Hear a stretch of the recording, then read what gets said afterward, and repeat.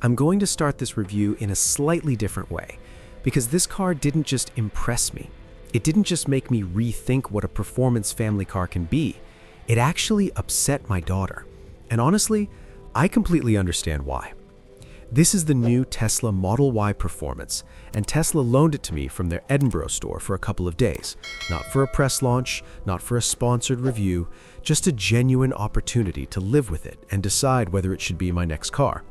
That meant real life, nursery runs, popping to the shops, sitting in traffic. Although, predictably, I couldn't help myself and ended up taking it on a longer drive from Edinburgh up toward Glenshee, right up until the weather turned and common sense finally kicked in. And that matters, because this isn't my first experience with a Model Y Performance. Why this review matters.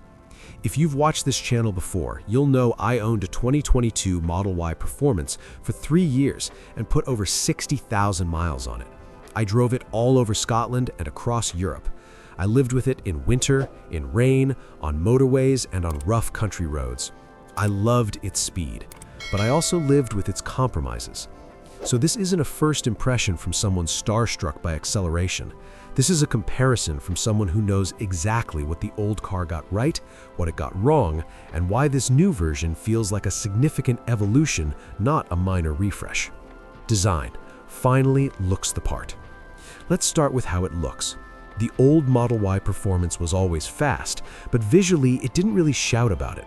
If you removed the badge and squinted a bit, most people would assume it was a long range with larger wheels. This one doesn't have that problem. You immediately notice a bespoke front bumper with a more aggressive splitter, gloss black accents that visually lower the car, a functional rear diffuser, a carbon fiber spoiler that actually looks intentional. Then there are the wheels. The new 21-inch arachnid wheels are forged rather than cast, meaning they're lighter and stronger. What's clever is how Tesla integrated them with aerodynamic covers. This isn't just big wheels equal performance. Tesla obsessed over airflow, drag, and stability. They claim 10% less drag, 64% reduced lift, 27% better front-to-rear lift balance. That sounds like engineering fluff until you drive quickly on a wet motorway and realize the car feels noticeably more planted than the old one ever did. This finally looks like a performance car.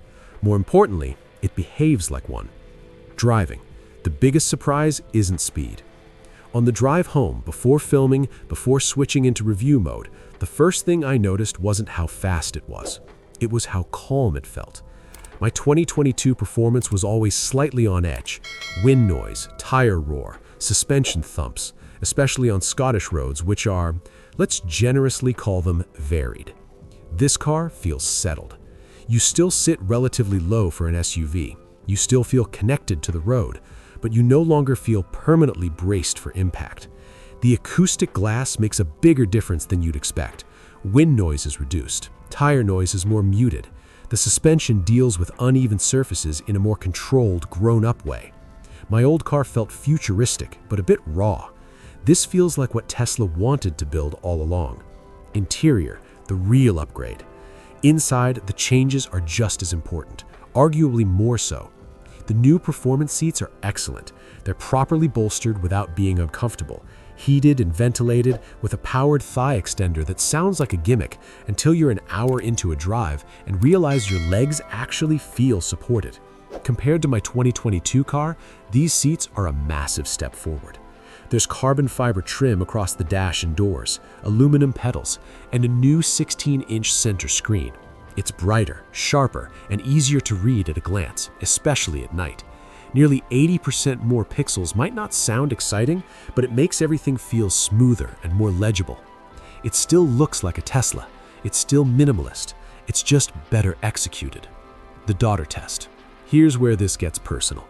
The day before the Glenshee drive, I picked my daughter up from nursery in this car. She loved it, the color, the interior lighting, probably the massive screen. The next afternoon, I picked her up in my gray Model Y long range. She cried. Not mild disappointment, proper tears. I want the red one. I told her I'd ask Santa. She asked again on the way home. She still asks about it now. And honestly, same. Because this car does something the old Performance never quite managed. It impresses emotionally and practically at the same time. Performance where it actually matters. The drive north was perfect for testing. Dry roads, heavy rain, standing water, sleet, then snow, all in one trip. The new performance delivers 460 horsepower, 0 to 60 in 3.3 seconds, 155 miles per hour top speed. But numbers don't tell the full story.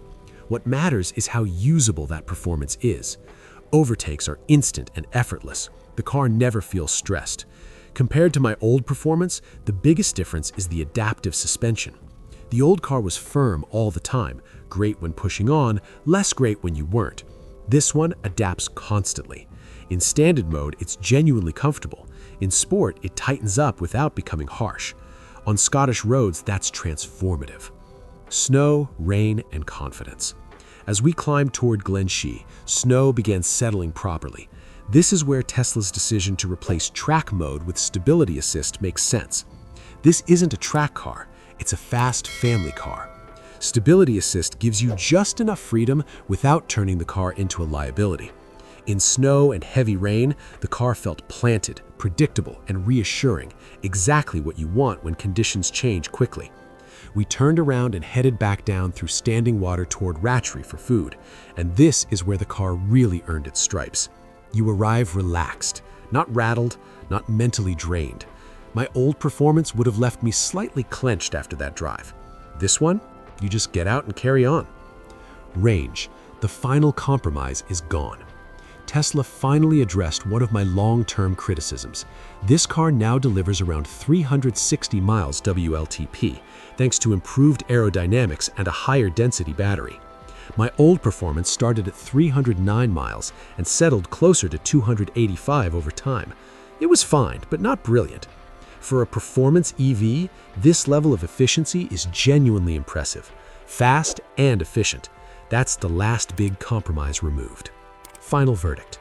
So, is the new Model Y performance better than the old one? Absolutely, in every way that matters. It's faster, quieter, more comfortable, more refined, more efficient, and far more suited to real day-to-day life. It finally feels like Tesla aligned the performance badge with how people actually use these cars. Would I swap my long range for one right now? Financially, probably not. Emotionally, I want the red one. And if you moved away from the old performance because it was too firm or too compromised, this fixes that. This is the most complete Model Y Tesla has ever built. Thanks for watching InfoByte Network. If this helped, hit like, subscribe, and drop a comment. Would you make the switch? I'll see you in the next one.